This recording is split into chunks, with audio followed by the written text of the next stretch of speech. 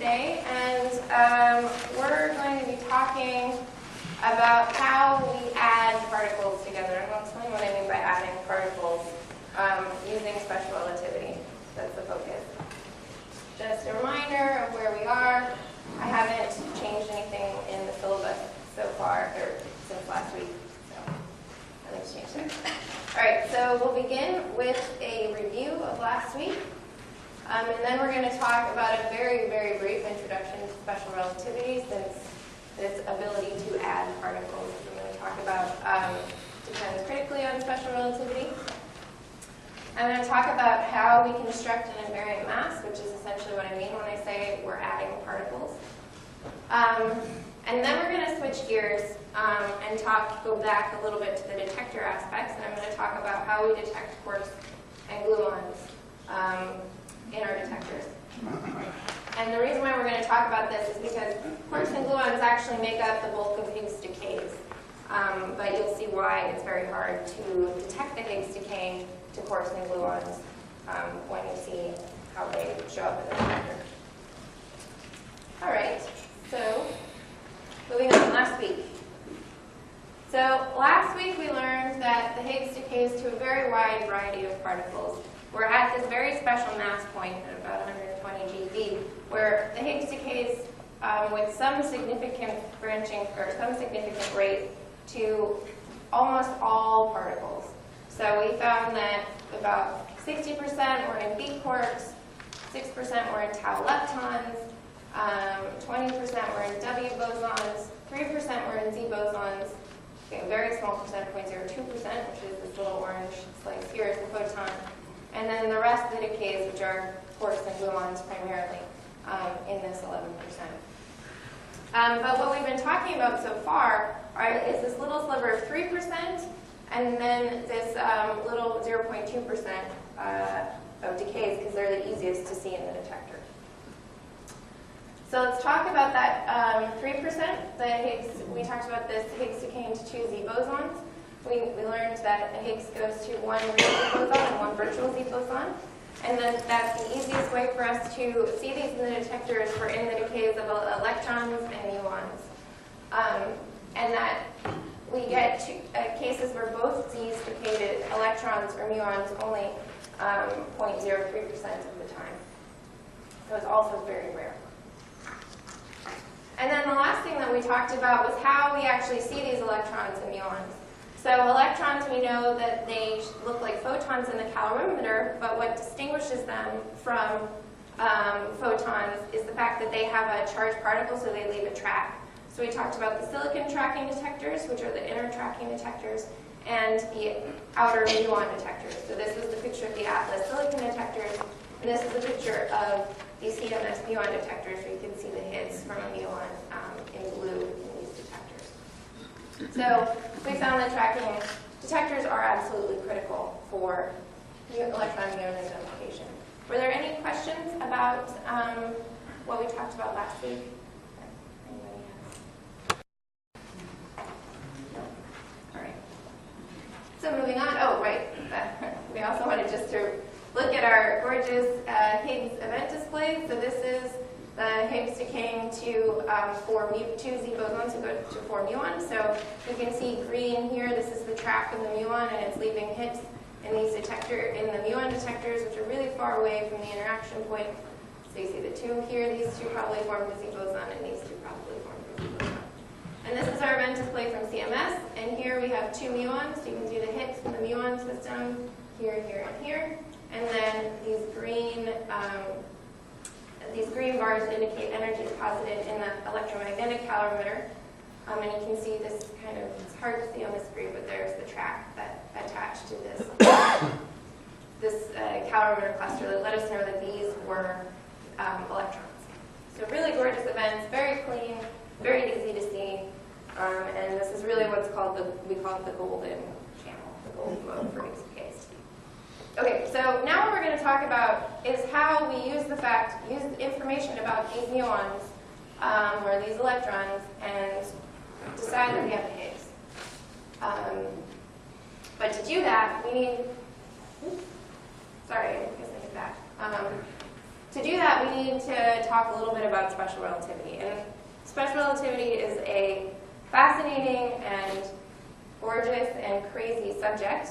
I'm going to spend like 3 slides on it. So I'm not going to be able to go into any depth about it, but what I want is to give you a general flavor for special relativity, and then also point out the implications that are important for us in particle physics.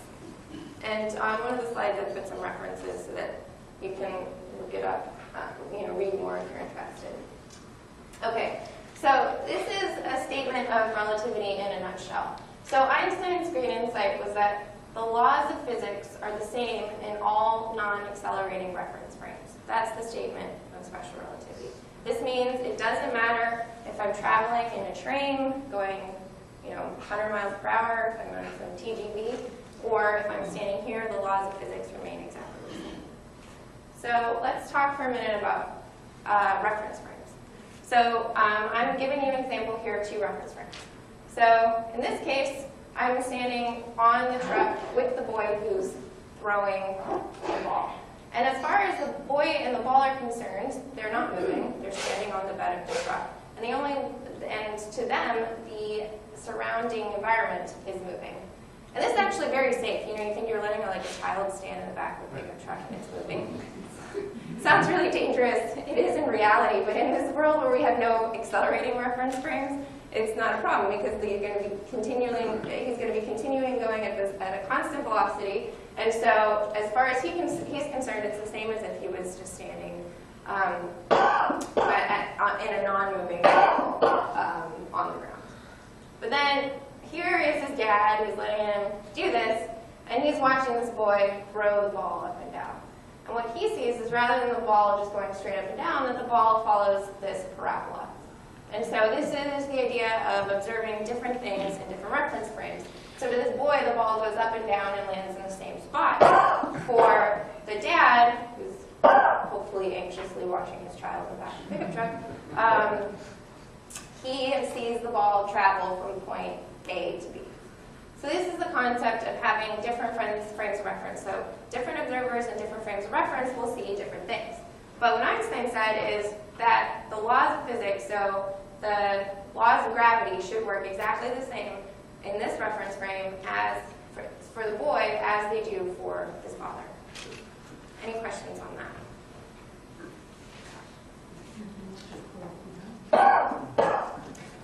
All right. Okay. So that kind of makes sense. You can think about in this case that you know that the boy's traveling, and so you can calculate the position of the ball's trajectory for every point along the path. You know the velocity of this car. But this gets a little bit more confusing when you start talking about electricity and magnetism, and it's the problems of electricity and magnetism that led Einstein to develop the theory of relativity. So this picture here is totally fine without relativity, but when you start talking about electromagnetism, your reference frame starts to matter, or at least people thought it started to matter.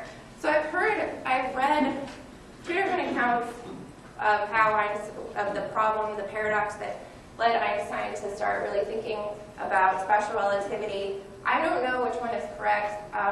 In both cases, they're citing direct sources, so who knows? But I'm going to explain both of them, and hopefully we will.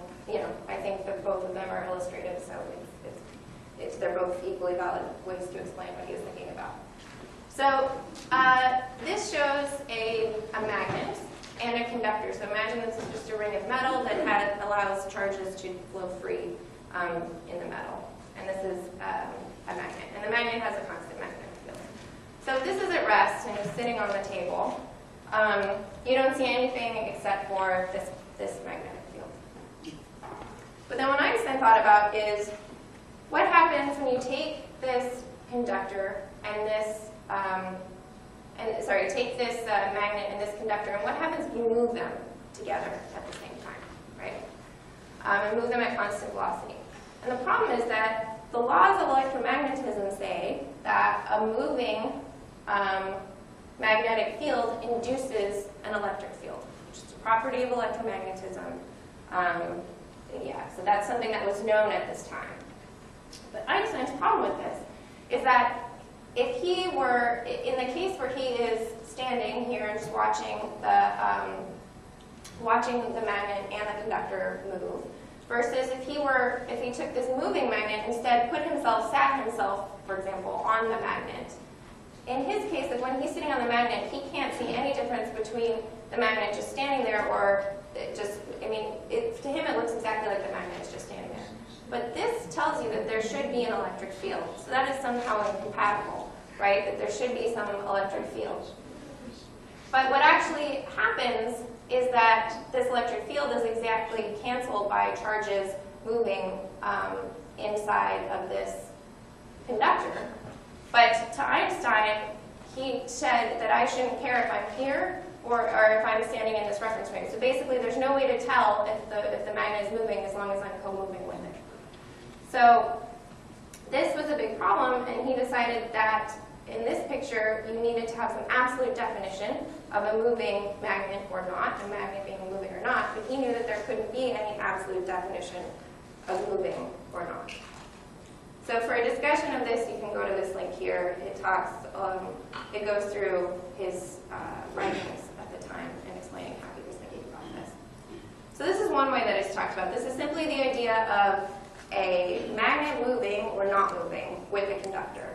And in one case, you have to talk about electric fields, and in the other case, you don't talk about electric fields, and that seemed odd to him. So that's not right. So here's the other thing that he thought about. So you have, in this case, the magnet is stationary and the conductor is moving. And in this case, the conductor is stationary and the magnet is moving. So in this case, electromagnetism tells us that there'll be an induced electric field, and that electric field will make the charges move in the conductor. In this case, there is no induced magnetic field, but the force from the magnetic field on the charges in the conductor make a current flow. And so in one case here, you're talking about electric field. In this case, you're just talking about a magnetic field. But the net result is that charges are moving in this conductor. And so in this case, this is another idea of relativity, that the concept of a magnetic field or an electric field is not an absolute thing that exists outside of having a reference frame. It's dependent upon what reference frame you're in. So that is the other thing that he was thinking about. So these are the two ideas that made him take this leap to special relativity. Now, going from this to special relativity is a long process and also involved a leap of genius. So I'm not going to talk about the details of the equations behind this that led him to talk about special relativity, but I just wanted to give you a flavor for what he was thinking about. When he was developing the theory of special relativity, he was really thinking about very simple thought experiments involving magnets and wires. And then the implications of that, I'm going to talk about high energy particles. And so this is a very fundamental and wide-ranging concept. All right, so one of the consequences of this is that the speed of light is the same in all reference frames.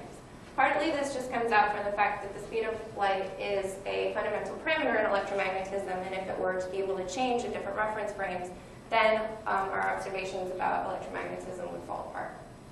So this is just a little joke. This is Planck, who was talking to a few other scientists, and he was saying, if you ask me, the speed of light will never change. It just won't. And Planck is a constant. So anyways, if you go to these links here, this one will go through a lot of the different paradoxes and different concepts that come up when you think about special relativity.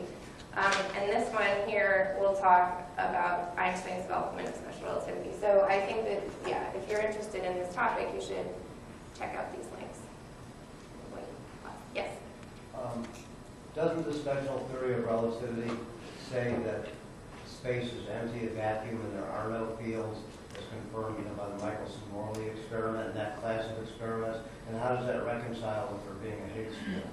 So that's a little bit of a different thing. So for this definition, I think it's actually this one. For this definition here, where you have a moving magnetic bar, or moving magnetic field induces an electric field, what that necessitates is the concept of a fixed reference frame, so something that is always at absolute rest. And what they thought this was ether, something called ether, some medium that permeated all of space, and that basically light traveled in. And so the idea with these experiments, the Michelson-Morley experiment, was to detect the motion of the Earth through the ether. So then you can see that really light was propagating through this medium. So that the Higgs field is different. That was like a physical medium that light was propagating through. The Higgs field exists at all points in space, but it has no preferred direction. It's not something where something propagates through. It's just a property of space-time that particles interact with. So it's a fundamentally different concept, having a field permeating all space and having something like ether, which is like a medium that light is propagating through. More questions about this? Perhaps not the most illuminating discussion, but I thought it was interesting to go through what he was thinking about at the time to develop this.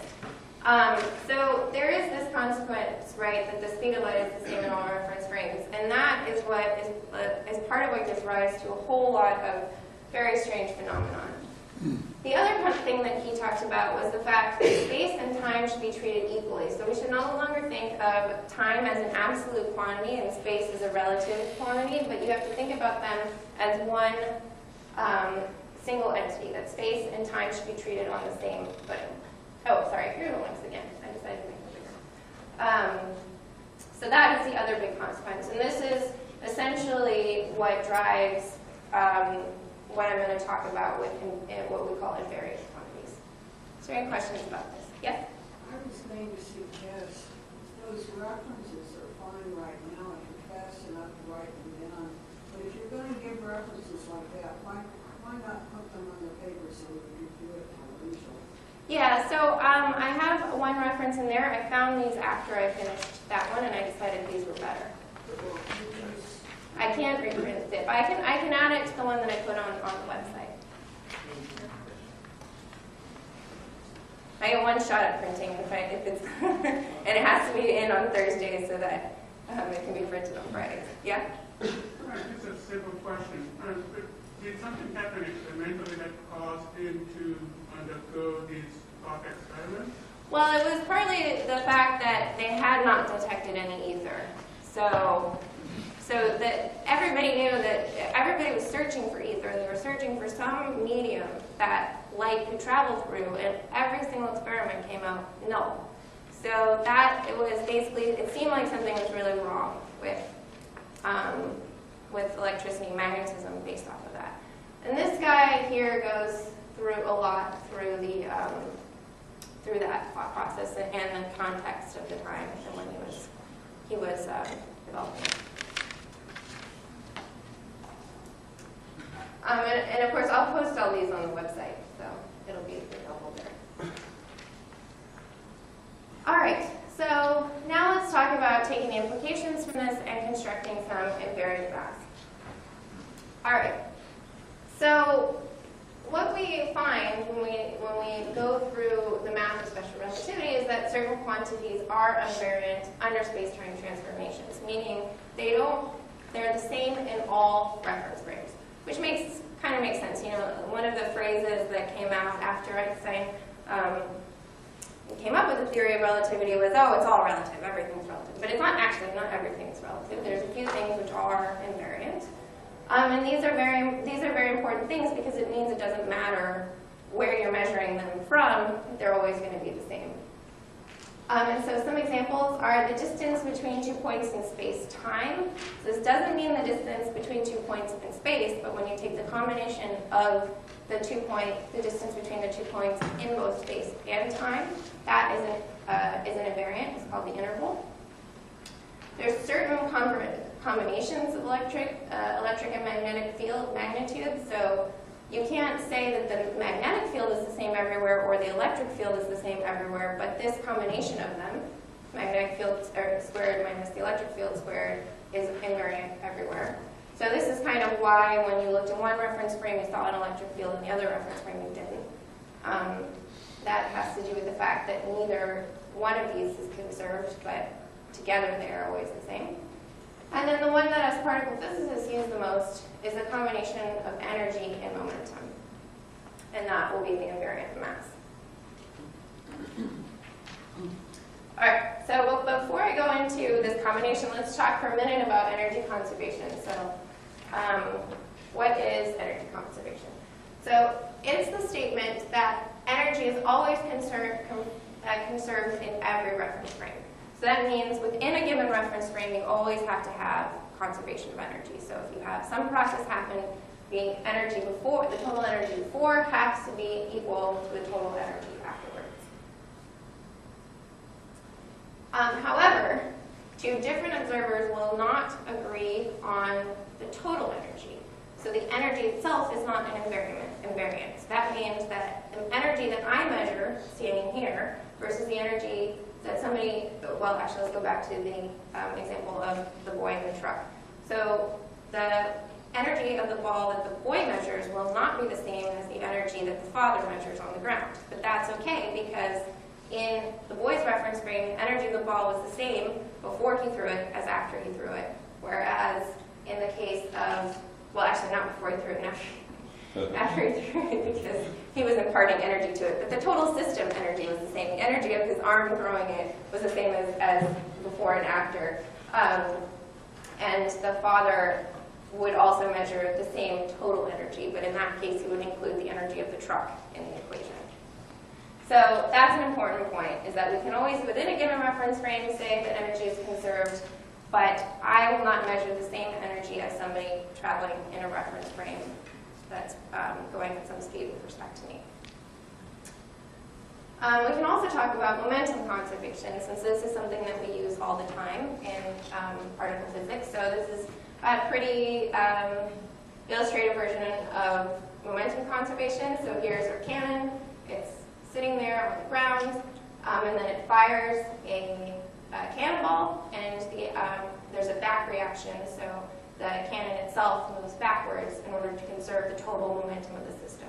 Because basically you can't have more forward motion than there is backward motion up to the mass of the cannon. So the cannon's not going to move as much as the cannonball, but it still will move so that the total momentum in the system is conserved. So again, just like energy, momentum is always conserved in every reference frame. So that's just a statement. And again, two different observers will not agree on the momentum of the object. So if we go back to the boy throwing the ball in the truck doesn't see that the ball has any forward motion. To him, the ball only goes up and comes right back down his hand. The father, however, sees the ball going in this arcing trajectory. So from the father's perspective, the ball has forward momentum. But that's fine. The total momentum, in both cases, the total momentum of the system is conserved. So again, momentum is not invariant. Okay, so how do we combine these two in order to get an invariant quantity, something that all observers can agree on? So we have to go back to our E equals mc squared equation. It's the only equation that really matters in this lecture series, but it's very important. So what we did learn already was that E equals mc squared is only true for a particle at rest. And what we have for a moving particle is this equation where it's E squared equals m squared c to the fourth plus p squared c squared, where p is the momentum of the particle. So this is the way we're combining both momentum and mass and energy. However, if we rewrite this equation such that the E squared minus p squared, it's E squared minus p squared c squared equals m squared c to the fourth, so that's just bringing this part of the equation onto that side, then we get our invariant quantity. So the energy minus the momentum, the energy squared minus the momentum squared is the conserved quantity. Now, just pulling it over to that side of the equation, of course, doesn't make it an invariant quantity. It comes out of the fundamental structure of energy momentum, but this is the statement of the invariant quantity. This is what defines our invariant mass. The energy of the particle minus its momentum. Right, so are there any questions on that so far? Energy conservation, momentum conservation in this? Yeah, all right. So how do we use this?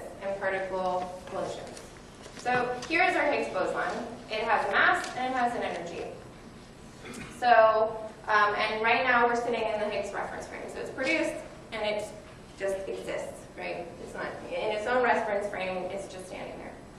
Then it decays. So our Higgs becomes two photons, and these photons have an energy and a momentum, each one, energy and momentum. And so if we go back to those equations that we know that energy of the Higgs minus momentum of the Higgs is equal to the mass of the Higgs squared. But we know, of course, in this case, that the Higgs has no momentum, so that's just the statement that the energy of the Higgs equals the mass of the Higgs, well, squared, of course. But then we have, since this quantity here is invariant, once the Higgs decays, then the sum of the energy of the two photons minus their momentum has to be equal to the mass of the Higgs. So if we can measure the energy of each of these two photons and their momentum, we will get the Higgs mass back. And so this is what we do. This is how we know we have a Higgs. We look at the energy of these two photons, we look at their direction, and we know what the Higgs mass is. Yes? Since the speed of light can't be exceeded, how are variables that have c squared exceeded the fourth valid? Well, so the speed of light is a fundamental constant. So in this sense, it's not a multiplicative factor in the sense that we're not multiplying this times c squared to get another momentum. We're not getting a multiplicative factor of the momentum. In fact, whenever we write the momentum of a particle, we always write it in terms of some fraction of the speed of light. So it's always fractional. So this will always be less. The momentum will always be less than the speed of light. Okay. Just because that's by construction, since the momentum can't exceed the speed of light, or the speed of the particle can't exceed the speed of light. Okay, thank you. Mm-hmm. Did you say that the Higgs does not have momentum? In this reference frame. And it's, yes, so this, I'll go to the next slide, but this is in the reference frame of the Higgs. It's not going anywhere. So it just decays. Right, but let's go to the next slide. So in our detector, of course, the Higgs is often produced with momentum. So this was our reference frame, Higgs reference frame, but let's go to the lab frame. I'm standing in front of my detector, and here the Higgs has some momentum. And so what I see when my Higgs decays to two photons is if the Higgs had a momentum in this direction, then the total momentum of the two photons has to be in this direction. And so here now, my invariant mass equation for this case, where the Higgs has momentum, is that the energy of the Higgs minus its momentum is still equal to the mass. So this is always true. And then in this case, it's the energy that I'm measuring now of the photons in my lab, in my detector, minus their momentum is still going to be equal to that. So this is the great thing. Since there's no way that I can be in the reference frame of the Higgs. I'm not producing Higgs at rest. But it doesn't matter. As long as I can take any momentum Higgs and always get the same mass. Yeah? It seems to me that the implication of this is that the Higgs reference frame is some sort of a measure of absolute motion. Because if you, in other words, it's the absolute that we've been looking for, or that physics was looking for 120 years ago. Doesn't it seem to be the case that if you're in a lab and you have momentum with respect to the Higgs and it produces these kinds of equations, that ultimately the Higgs reference frame could be used as a definition of absolute rest? No, it's not actually the case, because what all we're saying is that it's not the frame itself, it's just this quantity of the Higgs mass. But this is true for any particle. So I can do this for a Z boson, I can do this for any particle, I can do it for myself. Always this combination will be equal to the mass of the particle. So what it's really a statement is that the mass of the particle is invariant. It doesn't matter what reference frame you're looking at it in. So that's really the statement. It's not, all we're saying is that in the reference frame of any particle, the invariant mass is equal to its energy. But it's not a statement about the preferred reference frame. It just means that that this quantity does not depend upon what reference frame you're in. Yeah. When a particle decays into two other particles, do the offspring particles travel in totally opposite directions each time? Well, so always in the reference frame of, so it depends on what Right. reference frame you're in. Right. So always in the reference frame of the particle that's decaying. Since the particle itself had no momentum, the momenta of the two what we call daughter particles always has to be equal and opposite for momentum to be conserved. Okay, what about if there's also a neutrino, a third particle coming off? What happens then? So you would need a decay that was so that's considered a three-body decay. Although there are no freed-up body decays in the standard model, there are some three-body decays in new physics example where a particle goes to more than two particles, but you can have three-body decays. In that case, the momentum has to be shared amongst all three particles, so that the sum of their momentum has to be zero. So in that case, you could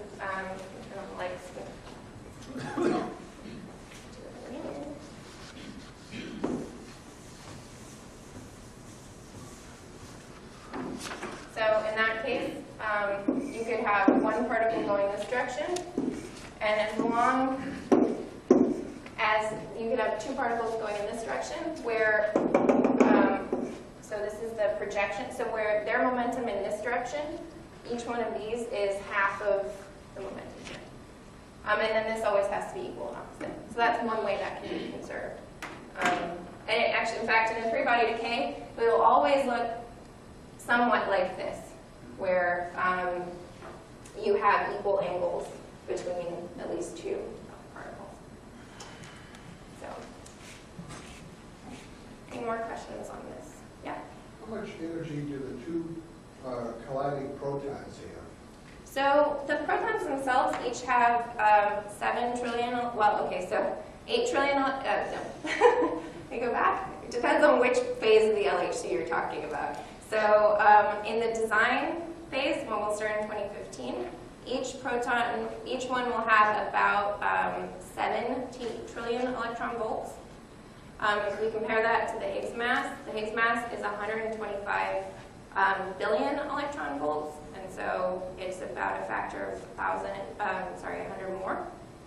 But that energy is divided amongst the quarks and the gluons inside of the proton. So any given collision is much lower energy, but still more than Higgs mass. Any other questions about that? Yeah? Just a quick follow-up. Why are you emptying out the energy now? Sorry, can you say that again? Why the multiplicity of the level of energy that you're talking about here? What's the reason for that? Define the so-called dark matter? No, it's just that there was so the LHC was always supposed to be at 7 TeV on 7 TeV protons, but there was a technical problem that restricted the energy to 3.5, 4. Thanks. All right. Any more questions on this so far? Yeah. So basically, any time that when I say we've found two photons, what we've also done is we've taken their energy and momentum and we've reconstructed the invariant mass, and that's how we know it's Higgs. All right. So switching gears, now we're going to go into looking at how we see quarks and gluons in our detector. All right. So if you go back to our first lecture, we learned that because of the strong force, quarks and gluons cannot exist by themselves. We can't have a quark or a gluon just sitting there. That's impossible. So this produces a really fascinating phenomenon. So the first thing that happens, so I'm going to go through the different phases of what this produces. So the first thing that happens when you produce a gluon or a quark in a proton-proton collision, first thing that happens is it does something called shower. So that means it all of a sudden splits into more quarks and gluons. In this case, a gluon is produced. Here it's split into two different gluons. Here it's split again into two different gluons. In this case, the gluon split to a quark and an anti-quark pair. And then here, that quark then went to a quark and a gluon. So this is this process of basically these quarks and gluons are showering much in the way that we had the electromagnetic showers in the calorimeters that we talked about, although there you needed a presence of an atom to make that happen. In this case, just on its own, the gluon will spontaneously split into two gluons, or split into a quark and a gluon, or a quark and an antiquark. Sorry, a quark can go to a quark and a gluon. So that's the first thing. This is what we call showering. Then the second thing that happens is that once those quarks and gluons stop the showering process, they still don't like to be by themselves. And so what happens is that pairs of quarks and antiquarks start being pulled out of a vacuum. So if this quark and an antiquark are produced and they have some momentum relative to each other, then we start seeing pairs of other quarks being produced in order to lower the total energy of the system. So that's the second thing. And this is called fragmentation. This process is called fragmentation.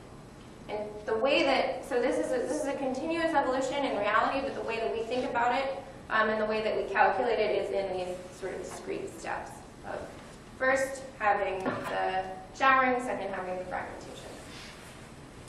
And then the third step is that as these particles get down to low enough energy, they start to form hadrons.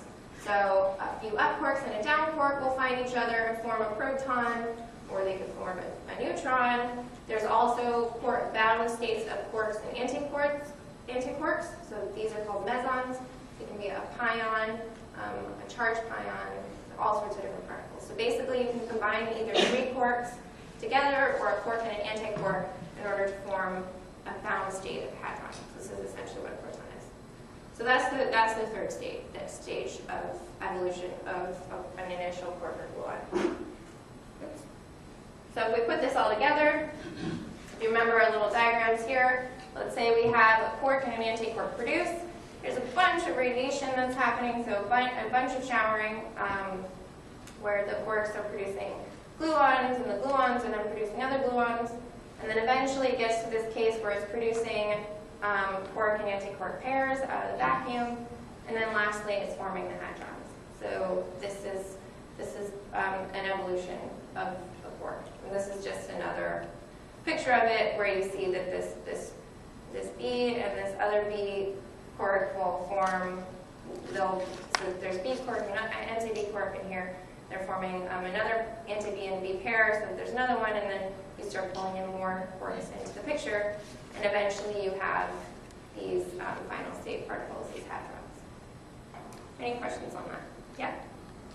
You cannot have a quark by itself. Mm-hmm. So how can you measure its charge? When you're saying that quarks have charges, fractional charges. If Yeah. you cannot have it by itself, how can you measure it? Okay, so there's a few ways. So one is if you look at all these different, so if you know already that a proton is made up of two ups and a down, and you know a neutron is made up of two downs and an up, and you know that the proton has charge 1 and the neutron has charge 0, then you can solve for the quark charge. So you know that since all up quarks will have the same charge and all down quarks will have the same charge, then you can solve the system equation and say that, okay, that means that these two up quarks have to have plus 2/3 charge, and this down quark has to have minus 1/3 charge, so that their sum is 1. And that also works for here. This is plus 2/3, and these are both minus 1/3, then their sum is 0. So that's one way of just knowing the quark charges. And this is how they determine them initially. You can also, this is kind of cool thing that we use in one of the things that I'm actually looking at right now is you can take the charges of all of these particles and you can statistically combine them and say, okay, this probably came from, on average, this came from a particle that had charge, that had positive charge or negative charge or no charge. That's another way. It's a statistical thing, but you can also get some of that information from these final state particles that you measure. But we typically don't measure the charge in events like this. I mean, it's not a very well-defined measurement. We do it, we know it by looking at the mesons. Any other questions? All right, so we get this big shower of particles. So what does that look like in the detector?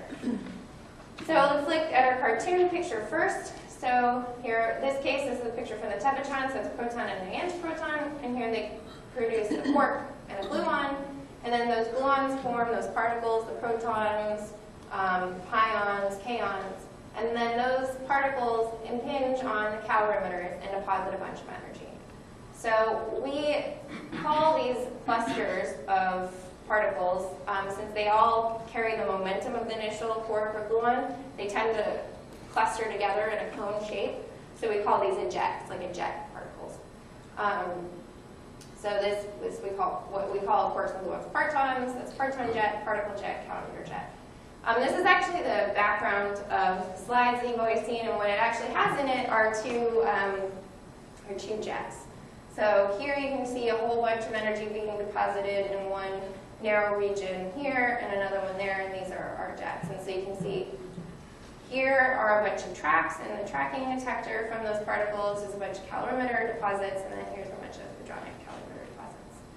And if we look now at the actual detector, here's a jet in the Atlas detector. So we see the tracks from the particles, the depositive energy in the electromagnetic calorimeter, and the depositive energy in the hadronic calorimeter. And so when we see an object that has energy deposited in the electromagnetic calorimeter, also in the hadronic calorimeter, and has a bunch of tracks going to it, we know that a quark or a gluon was produced. Yeah, I can show you. Does anybody have questions on this so far? Right, so I can show you some events. These are some actual events from Atlas. In this case, you have two jets being produced. So let's start. There's a lot of different ways of looking at this. So let's start on this one. So this is if the beam line is coming in this direction, so the protons are colliding right there. And then what you see is this huge spike of energy in the hadronic calorimeter here and in the electromagnetic calorimeter, and a bunch of red tracks. And then on this side, it's the same thing.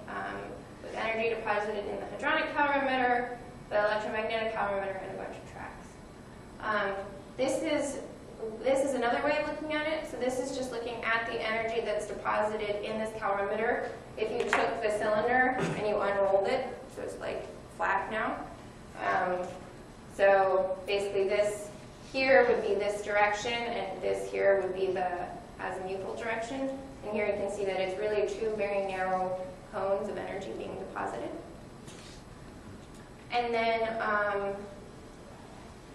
this view is just another view of it where you're looking head on, so the beams are colliding right in the center there, and you can see the energy is deposited there and there. And then this is a kind of interesting view. So this is showing that in this particular event, there were many proton interactions happening at the same time. So there was 1, 2, 3, 4, 5, 6, and because each one of these lines is a charged particle track, we know that these two jets came from the same proton collision. So I believe I was asked about this last week or a few weeks ago, and this is how we really know that they came from the same proton interaction, is that we can look at the charged particles and come right back to them. So this is a really spectacular event. I think the mass of these, the invariant mass of these two particles is something like, I think it's something like 2 or 3 TeV, so a very significant fraction of the proton momentum. And this can happen because a gluon can have sort of any, a virtual gluon can have any invariant mass, which we'll talk about a little bit more in a minute. All right, any questions on this picture? Yeah? What do the colors mean? Green, blue, red? Yeah, so that's just a visual aid for us. It tells us that when our software algorithms went through this data, it determined that this was all one jet, this was all another jet, and this blue here actually is a third jet in the event. But it's not as, because they wanted to highlight these two jets in this picture, they only put the cones around these two. Yeah, but it's an algorithmic thing to take these deposits of energy and associate them together. And so that's really what it's showing is the results of the algorithm.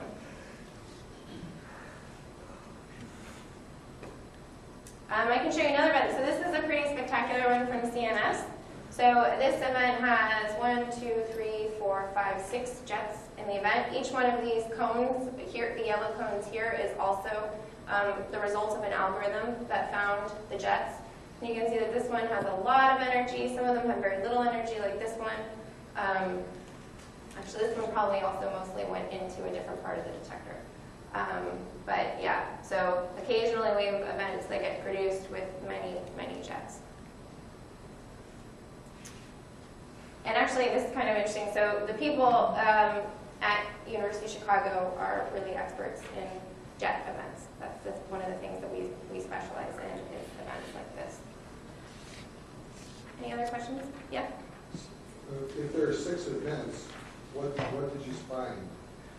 Okay, yeah, so this is, so this is basically what happened in this event, is probably something where you produced initially a quark and a gluon, or a gluon, and that these, what we call radiations, were really what we call hard. They have a lot of energy, enough so that these things produced their own jets.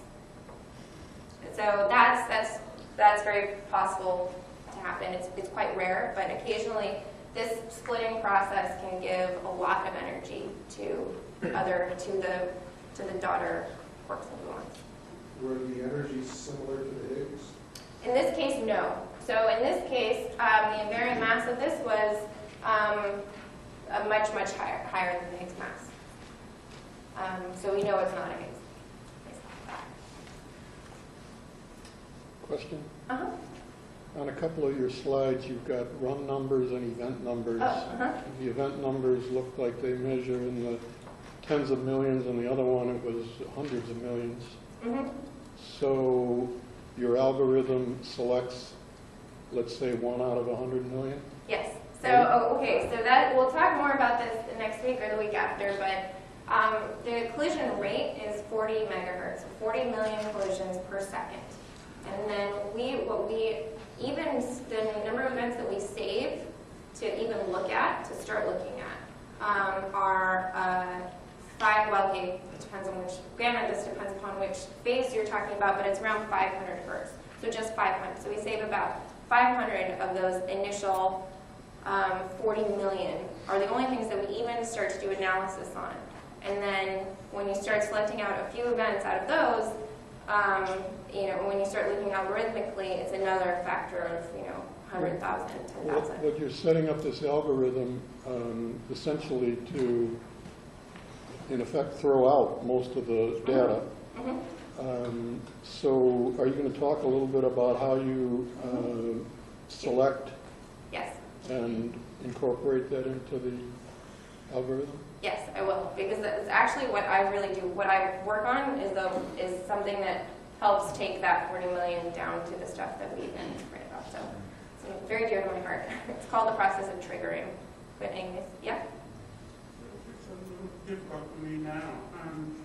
So it seems like the hidden energy levels are sort of clustered in a way.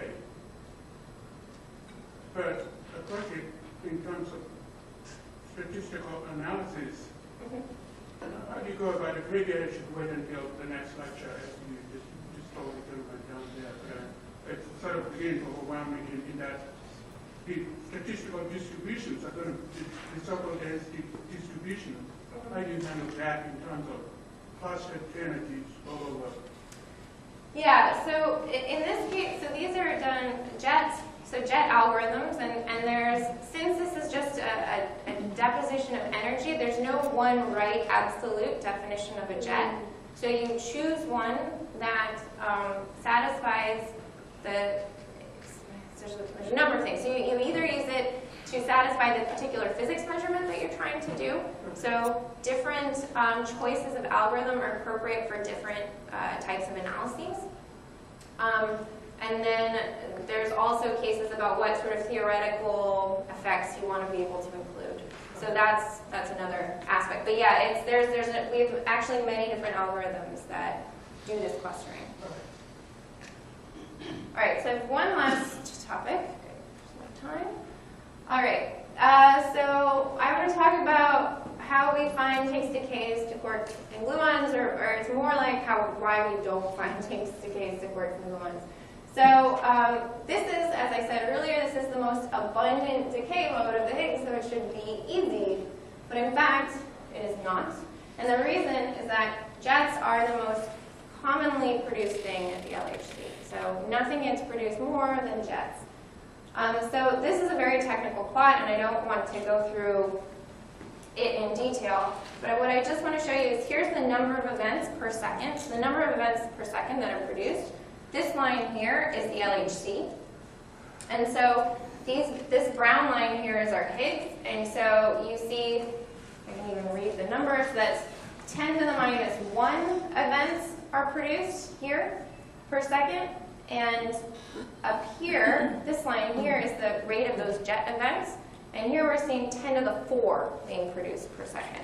So the rate of these jet events just totally overwhelms the rate of these Higgs events. It's a factor of 10,000. That's what makes it really hard. So it's nearly hopeless to find the Higgs in this case, almost. But there is one thing that we can do. So Higgs decays to B quarks are special. So as we saw, Higgs decay to B quarks about 60% of the time, and there's something really nice about B quarks. They form special jets. So B quarks form B hadrons, and B hadrons have this property, so that means it's a B quark and some other quark form a bound state. So they have this property that B hadrons live for long enough to travel about 1 millimeter in the detector before decaying. So this is our picture of an event with a few jets being produced. These jets all of a sudden start making particles, but in this case, you don't see anything, and then you start to see the particles being produced at some distance from this, what we call primary vertex. So this is called a secondary vertex, or a displaced vertex, and we look for jets that have this property in order to know that they were formed by B quark. We can do this to a certain extent for C quarks as well, but the C quarks don't, the particles that C quarks are involved in don't travel as far, so it's harder. So this is a very nice property. Let me show you what it looks like in the detector. So this is an extreme zoom in of the Atlas detector. This is the beam pipe right here, right? So that's, the beam pipe is at 3 centimeters. So that's this distance here. This is, 6 centimeters. So it's the radius of 3 centimeters. So I'm talking about the Atlas detector, which is 40 meters long and 25 meters high. And here I'm talking about something that's just 3 centimeters. And so what you see is that all these tracks are coming into the detector. Here we're indicating our jets in these shaded areas. So if you see here, these are the deposits of the tracks in the silicon detector here. And if we extrapolate these tracks back, you see that they cross at a point that's not this yellow dot. Here's a zoom in of it. This is where these tracks here intersect. And so we can see this, and we know that since this was just displaced from this point here, that we had a B quark. So that's just a really awesome property of B quarks. So we can find these B quarks. So that gives us an additional handle in order to try to find events with 2 B jets. But even if we were looking for events with 2 B jets, we still can't find the Higgs, unless we look for the Higgs being produced with something else. So I told you earlier that the Higgs is mostly produced through the fusion of top quarks. There's another way that it happens at a significantly lower rate, and that is the production with W and Z bosons. So here, 2 quark and an antiquark pair produced a W or Z boson, and that W or Z boson, we did something called radiated Higgs. So basically, a W boson can split into a Higgs and another W boson. And then that Higgs decays to the 2 B quarks. So we can find it if we can find this W or Z boson and find 2 B jets. I'll show you what that looks like in the Atlas detector. So in this case, we had a Z boson, which decayed to 2 electrons. This is exactly the same as in our case from the 4 Higgs case, where we saw our 2 Z bosons with our 2 electrons. But in this case, we had 2 jets.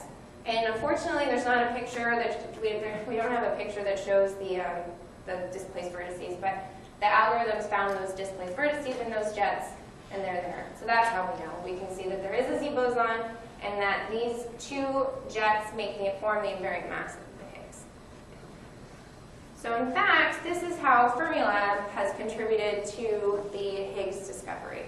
So on July 2nd, in 2012, Fermilab announced that it had statistical evidence for Higgs decaying to 2 B quarks in these events with W and Z bosons. This is a pretty picture of the Fermilab accelerator.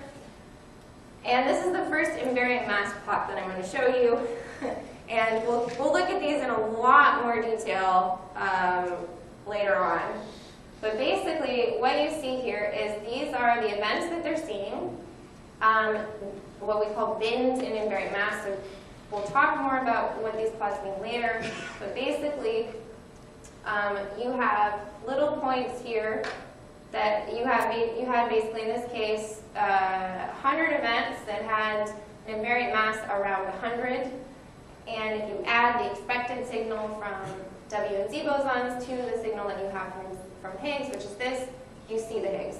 So it might be a lot to take in right now, and we'll go through this in much more detail in the future. But I wanted to have some plot or something to show you from this Fermilab announcement, and this is actually the most physical plot I can find. But this is the invariant mass, and basically the Higgs shows up here for these events. So I think that's it for this week. So what we learned is that from special relativity that the laws of physics are the same in all reference frames. The speed of light is constant.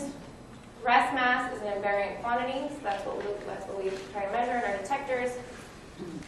And then we switched gears and talked about quarks and gluons and how they make jets in the detectors, and that Higgs are very hard to find in jet events, but possible with B quarks. So are there any more questions? Going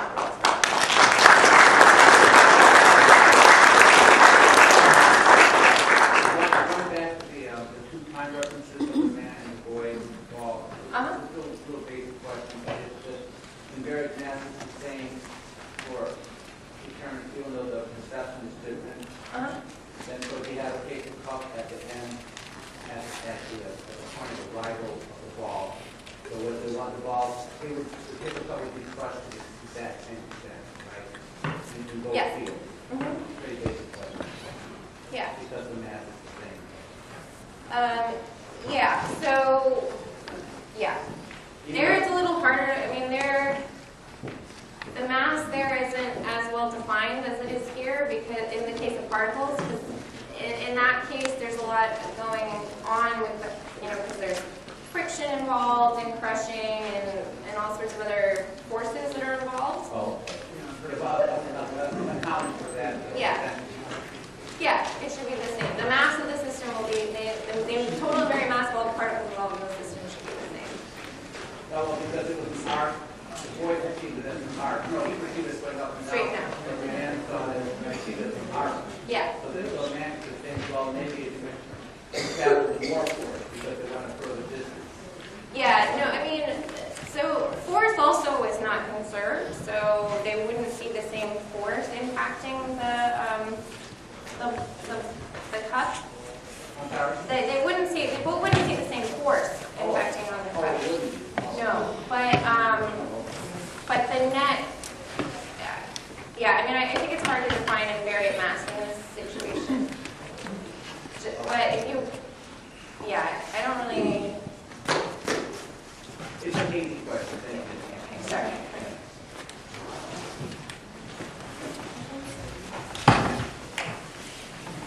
Oh, sorry.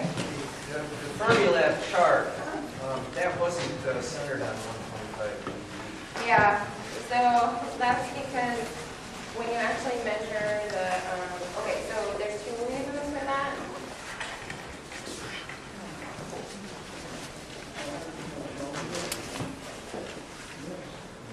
So this part, since most of these are W and Z bosons, this will be peaked at the mass of the W and Z, but we see that it is lower than that. Even the W and Z are EBGB, and it's lower. And the reason is that when you measure these B-jets, some of the energy you don't reconstruct. So basically, you're measuring less energy than the initial B quarks, and so that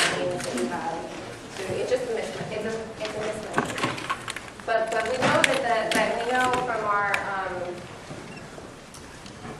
we know that a Higgs of this mass, in this case at 120 GeV mass, would have a V-jet mass here of, I think the maximum here is really 98. But you say you correct for that, so you can correct for that effect. Well, so we're taking a good bit on faith there. In this case, no, because what you can do is you also know very well what the W and Z boson mass is. You know very well that that mass is 80 GeV, and you see the W and Z bosons here. So that's a calibration. It's a calibration effect. When we look at the plots from the photon and the W and Z boson there, the mass is right in the GeV, you don't have this problem with the jets. But basically, we wouldn't believe this unless we saw the W and Z bosons with the expected energy. For the expected number of events. Yeah? You have a lot of information on the existence of jets as the evidence for the constituents of the photon. So, can you tell me the distribution of the jets, their spatial momentum? Can you tell anything about the dynamic state of the quarks in a photon? Yes. So there's a whole industry that does that. This is called proton distribution functions. And so measurements of these sorts of jet events. So actually, so this particular one, this would tell you about how often these events happen. Would tell you how often you have quarks or gluons in the detector that have a very large fraction of the photon momentum. So this basically, proton momentum. So this basically tells you a lot about how the energy is divided up inside the protons. You begin to look at the spectrum of nuclear matter. Well, so you don't get, since you're only dealing with protons, yeah. And they're called proton distribution functions. And it's a whole industry, actually. Yeah, so one of the students, just this week, we have the defense of the student who, what he looked at is not jets, but he looked at W bosons. So how often and what direction a W boson gets produced is dependent upon the momentum of the position of the quark. So his thesis was measuring that